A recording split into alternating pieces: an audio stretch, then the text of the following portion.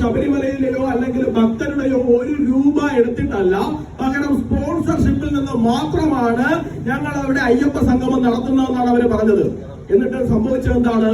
3 കോടി രൂപ ദേവസ്വം ബോർഡാണ് ഈ പറയുന്ന അയ്യപ്പ സംഗമത്തിന് വേണ്ടി ചിലവഴിച്ചത് എന്നുള്ള വിവരം ഇന്ന് വിവരാവകാശ രേഖയിലൂടെ നമ്മുടെ മുമ്പിലുണ്ട്. 3 കോടി രൂപ ദേവസ്വം ബോർഡാണ് ചെലവഴിച്ചത്. ആർക്ക് വേണ്ടിയിട്ടാണ് ചെലവഴിച്ചത്?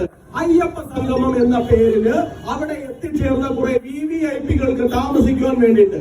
നമ്മളൊന്ന് ആലോചിച്ച് നോക്കണം. നമ്മൾ കുട്ടികളെയും കൂട്ടി ശബരിമലയിലേക്ക് പോകുന്ന സമയത്ത് ഒന്ന് വിരിവെക്കണമെന്നുണ്ടെങ്കിൽ പന്നികൾ ഉൾപ്പെടെ അതുവഴി മേഞ്ഞു നടക്കുന്ന സ്ഥലത്ത്, കഴുതകൾ ഉൾപ്പെടെ അങ്ങോട്ടും ഇങ്ങോട്ടും നടക്കുന്ന സ്ഥലത്ത് അവയുടെ ഒന്നും ചവിട്ടുകൊള്ളാതെ നമ്മുടെ സുരക്ഷിതമാക്കി വളരെ കഷ്ടപ്പെട്ട് വിരിവെച്ച് കിടന്നുറങ്ങേണ്ടി വരുന്ന സാധാരണ ഭക്തരുള്ള സ്ഥലത്ത് അതേ ഭക്തരുടെ കാണിക്കയിലിടുന്ന പൈസ കയ്യിലെടുത്തുകൊണ്ട് ആ പൈസ വെച്ചുകൊണ്ട് ഇവരെവിടുന്നോ കൊണ്ടുവന്നിരിക്കുന്ന കുറെ ഇടത് ആക്ടിവിസ്റ്റുകളെ അയ്യപ്പ സംഗമം എന്നുള്ള പേരിൽ ഇവിടെ കൊണ്ടുവന്നിട്ട് അവർക്ക് 3 കോടി രൂപയ്ക്ക് അവർക്ക് താമസം ഹൈലൻഡ് റിസോർട്ടുകളിൽ ഉൾപ്പെടെ ഒരുക്കി കൊടുത്തുകൊണ്ട് ഈ സർക്കാർ നടത്തിക്കൊണ്ടിരിക്കുന്നത് പേക്കൂത്തും കൊള്ളയടിയുമാണ്.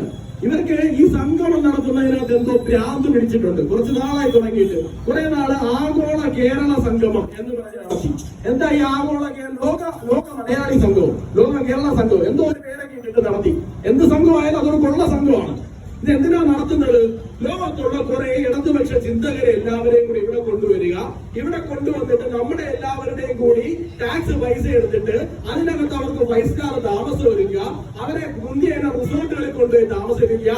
5 പൈസയുടെ പ്രയോജനം ആ സംഗമം കൊണ്ടൊന്നും കേരളത്തിന് മലയാളികൾക്ക് ഒരു തരത്തിലും ഉണ്ടാകുന്നത് നമ്മൾ ആരും തന്നെ കണ്ടിട്ടില്ല. അതിന്റെ മറ്റൊരു പതിപ്പാണ് ആഗോള അയ്യപ്പ സംഗമം എന്ന് തുടക്കം മുതൽ ഭാരതീയ ജനതാ പാർട്ടി പറയുന്നതാണ്. അതിന്റെ തുടക്കം മുതൽ ഭാരതീയ ജനതാ പാർട്ടി പറയുന്നതാണ്. അപ്പോ സർക്കാർ കോടതിയിൽ ഉൾപ്പെടെ പോയിട്ട് സത്യവാങ്മൂലം കൊടുത്തു. എന്താ? ഞങ്ങള് ഭക്തരുടെ പൈസ എടുക്കുന്നില്ല, ദേവസ്വം ബോർഡിന്റെ പൈസ എടുക്കുന്നില്ല, സർക്കാരിന്റെ പൈസ എടുക്കുന്നില്ല, മുഴുവൻ കാര്യങ്ങളും നടത്തുന്നത് ഈ പറയുന്നത് പോലെ എന്താണ്? സ്പോൺസർഷിപ്പിലൂടെയാണ്. ആരുടെയായിരുന്നു സ്പോൺസർഷിപ്പ്? ഒരാളുടെയും സ്പോൺസർഷിപ്പ് ഉണ്ടായിരുന്നില്ല. പകരം ഈ വേഷം കെട്ടല് അയ്യപ്പ ഭക്തരെ എന്ന് പറഞ്ഞ് വേഷം കെട്ടിച്ച് കൊണ്ടുവന്നിരുത്തിയ ആൾക്കാരെ മുഴുവൻ കൊണ്ടുവന്നിരിക്കുന്നത് സാധാരണക്കാരായിട്ടുള്ള ഭക്തരുടെ കാശിൽ നിന്ന് മാത്രമാണ്.